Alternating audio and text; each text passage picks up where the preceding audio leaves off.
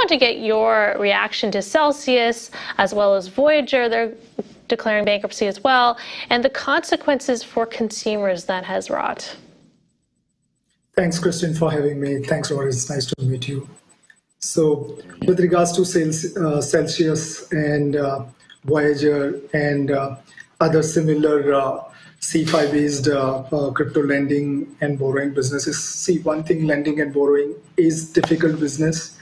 And when done it in certain way, it actually creates a lot of problems for customers. So when the market was good, everything was going up, everything was good, even the sell token was good.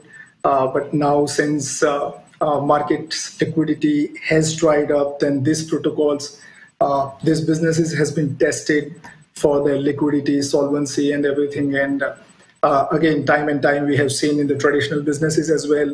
And here also we are seeing the same thing, that they are not able to justify or kind of a stand with the scrutiny that they are getting in terms of customer withdrawals and market conditions. If you compare it with, again, their DeFi counterparts, they have actually done pretty well. In fact, like this is one of the biggest examples. Celsius has to kind of pay their maker loan, and they have to put down that they had to repay the loan, while for all other loans and everything, everything is still guesstimate, everything is still whatever they are committing in terms of numbers, what they have, and so on.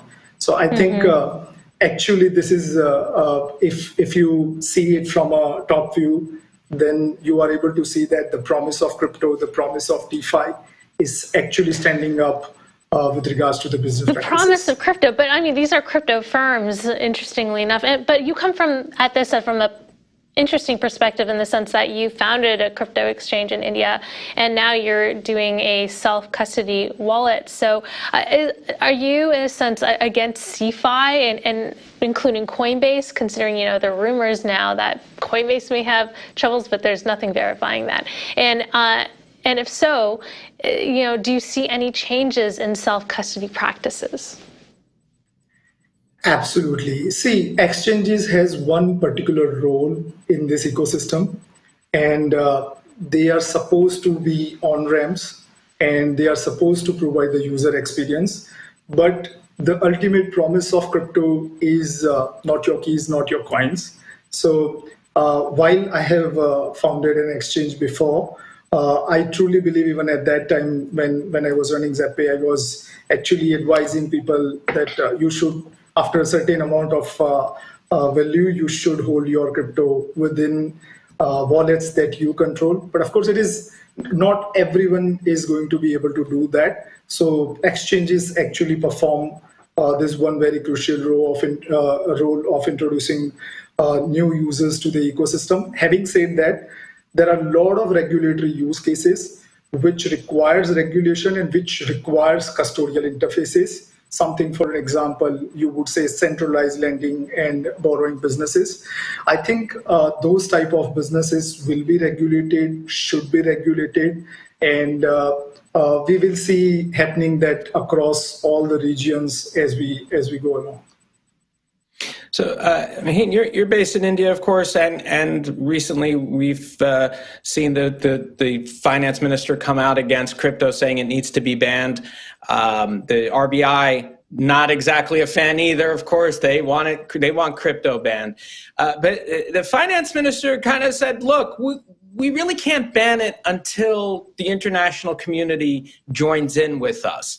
Was she punting there, basically saying, well, it's not in my hands? I mean, how do you see crypto regulations shaping up in India, especially given what's happened with the likes of Celsius and all these crypto lenders failing? Do you think that there's either more heat on the crypto industry, or do you think that the way the finance minister has stated things, that it's sort of like, well, this is terrible, but we can't do anything? Where does this all fall? So if you even actually see Honorable Finance Minister's statement in the Parliament, what she's saying is that RBI is of an opinion that cryptocurrency should be banned, and one of the prime reason for RBI that they are looking at capital controls. So see, regulations are like apples. You will find apples everywhere, but apples are not same everywhere. So some of the problems that US faces or Europe faces or China faces are different than India faces, even if they are talking about cryptocurrencies. So India has its own way of dealing with its own economy, its own capital controls and everything, and they see cryptocurrencies in a different purview.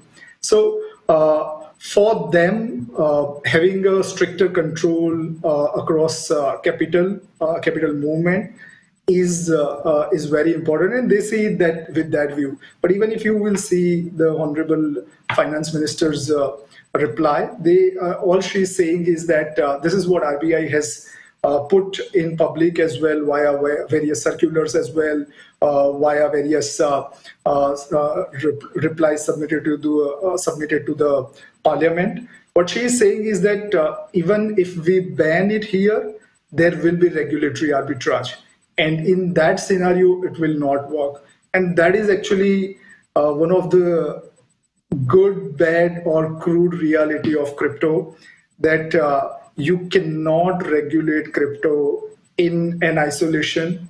It's an asset which belongs to an individual. I think this is the first time in the history of human kind this happened. So now this is the first time people are thinking that the regulation has to come in terms of global purview. But I guess Indian government, if they wanted to outright ban it, they would have banned it by now. Mm-hmm. I think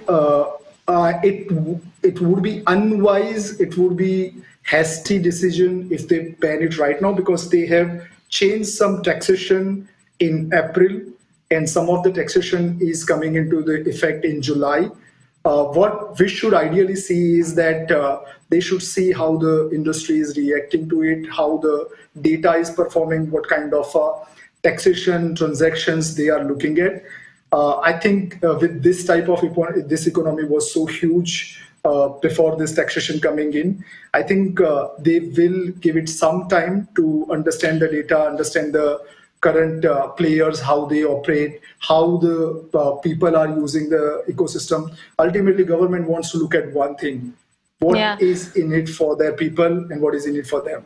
Well, no outright ban, but certainly potential limitations. There are concerns out there that the RBI is responsible for a shadow ban on crypto, cutting off payment processors from offering from crypto exchanges. Nonetheless, we got to wrap, but before we do, I just want to ask about one other topic, which is that you have said that Bitcoin is not good for retirement. And I just thought, given we've been talking about crypto lenders, self-custody, and exchanges, why you believe that? It is, again, honestly, it's a personal investment decision, and investment has to be not driven by philosophy. I will personally put my retirement money into crypto, into Bitcoin.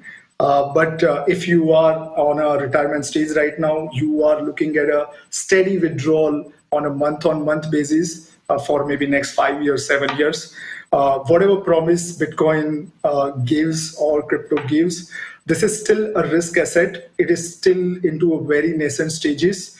And that is where I suggest that if you are young and if you're planning for retirement, I'm not a financial advisor, do not consider it as a financial advice, but having some amount of your portfolio does not hurt. But if you are already retired and at that age, then crypto might not be the perfect investment vehicle for you.